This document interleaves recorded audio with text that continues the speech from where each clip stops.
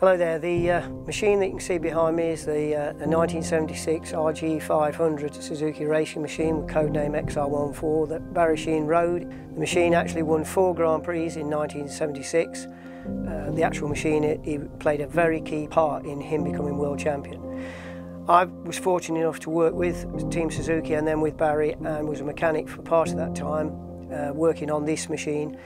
And now I'm in the very fortunate position of being able to restore it some 42 years after it was actually made. Unfortunately, standing still for, we'd say, 40 of those 42 years has not rendered the machine in a very good light. We are going to restore it, and we're going to be able to do that by using parts actually from the classic parts Suzuki range, which some engine components are still available as they were actually made and incorporated into the road-going RG500. The main area that we'll be concerned with is the magnesium crankcases, carburetors and other components that are magnesium, but we also know that the oil seals throughout the engine brake system have also failed just due to ultraviolet contamination by the sun. But the whole machinery is going to be disassembled completely and taken apart and restored into a running condition.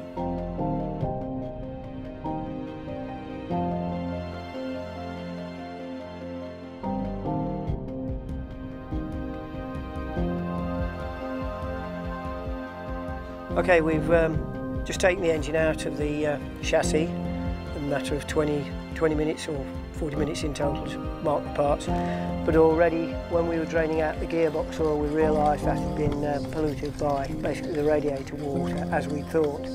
We've saved the gearbox oil, or emulsion as we call it, and the engine has basically suffered from corrosion. If we look at the water outlet pipe, which again is from the water pump area, a third of that has just corroded away, which isn't bad in itself, but it means the crankcases internally may have suffered similar damage, but we'll see when we actually take the engine apart.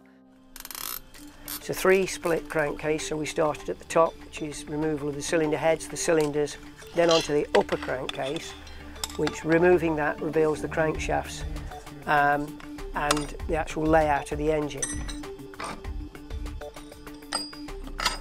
We then turn the engine over to remove the lower section, which contains the gearbox and the water pump. That is where we began to pick up the damage that we'd seen of the corrosion as water had been left in it over a period of, we don't really know, maybe 10, 12 years. It's not significant, it is quite bad, but we should be able to, like I said, repair the crankcases and get those back into a good working order. Overall, looking at the various components, the rotary valves, the ignition system, the water pump, they are perfectly serviceable. The interesting point on the engine is, well, it used to have an oil pump on it, which is still flanked off an aluminium plate. But other than that, for a machine that's 42 years old, it's in remarkable good condition, engine-wise. Chassis-wise, that's quite easy to fix, and we'll run through that later on. Well, here we are on day 2 of the restoration of Barry Sheene's 1976 World Championship winning bike. Yesterday we took the engine completely apart, which is behind me. We took a few components off the chassis just to enable the engine to be removed, but today we've now completely disassembled the chassis. As you can see, the chassis is behind me. Surprisingly, as the chassis is steel, there's no corrosion whatsoever on it. And most of the other components are corrosion free, being that they're not magnesium, which is what our fear was with the engine. During the disassembly of the chassis, the left-hand footrest seemed quite difficult to remove, but what we found out after basically using heat to remove it, this bike at one time, Barry had slid off it, and because of the way the footrest boss is mounted to the frame, it would automatically break, which is what had happened here, and the frame becomes useless. On Grand Prix racing, we'd have to fit a new frame overnight. But on this one, we did a repair during the racing history of this bike. But that was the reason why we had to use heat to remove the left-hand footrest boss. We've disassembled the front forks. Everything looks okay inside there. Obviously they'll be clean, re-shimmed and re-valved to standard, not anything different. And just a restoration work will be done on the front forks. The rear suspension units will be the same.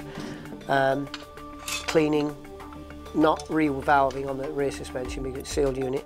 But the main area for us will be the brakes, front and rear, complete overhaul, new seals, new pads, everything clean, new piston seal kits, which we can still get. Classic parts, we'll be able to supply those.